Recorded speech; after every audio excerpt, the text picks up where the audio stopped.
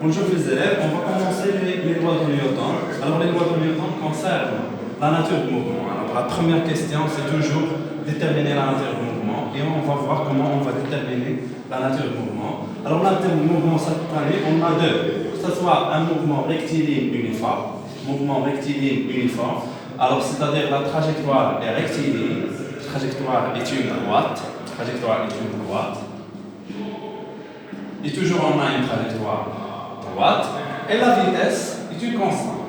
Alors les caractéristiques de ce mouvement, on peut avoir x, l'évolution de x en fonction du temps.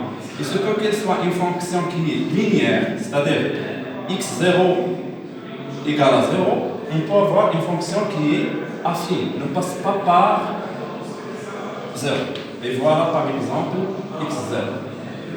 Et on peut avoir une fonction qui est affine, mais le coefficient directeur qui est inférieur à 0, il est négatif. Alors l'équation horaire dans ce cas, la voilà, x de t égale à v fois t plus x0. Alors comment on va déterminer graphiquement v0? V0 c'est le coefficient directeur. V c'est le coefficient directeur de la courbe. Alors prenons le cas d'une fonction qui est linéaire. Elle passe par 0. Par exemple, c'est delta x divisé par delta t. Alors, vous voyez, V c'est le coefficient directeur, delta x divisé par delta t. On prend deux points. Voilà un point 4, 2. Et ce point c'est 0, 0. On va mettre 4 moins 0 divisé par 2 moins 0. Il ne faut pas oublier l'unité s'il vous plaît. Ici c'est x en mètres. Voilà, en mètres. Et le temps en secondes. Et vous voyez, 4 sur 2, c'est 2 mètres secondes moins 1.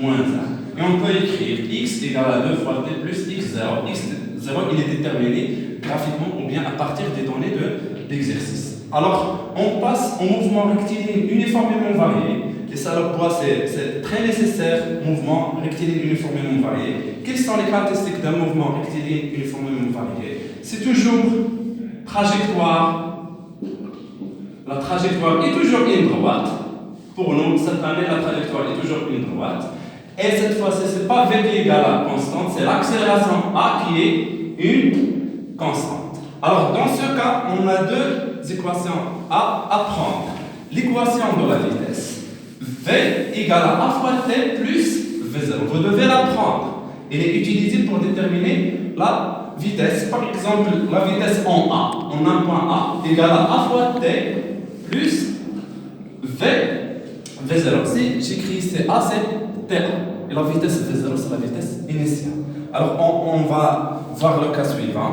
Voilà, par exemple, on a une fonction qui est linéaire. C'est une droite qui passe par 0. Et on peut déterminer A comme V. A, c'est le coefficient directeur.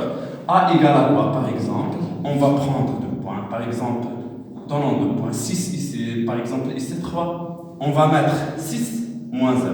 On commence par 6 moins 0 divisé par quoi? 3 moins 0. Il ne faut pas oublier les unités, s'il vous plaît. Mètres par seconde, ici en seconde. 6 par 3, c'est 2. Mètres, seconde, moins 2. Alors vous voyez, c'est la même chose. Vous devez faire attention à V ou bien X. Il faut voir, si on a X, le mouvement il est rectiligne uniforme. Si on a V, c'est le mouvement rectiligne uniformément varié.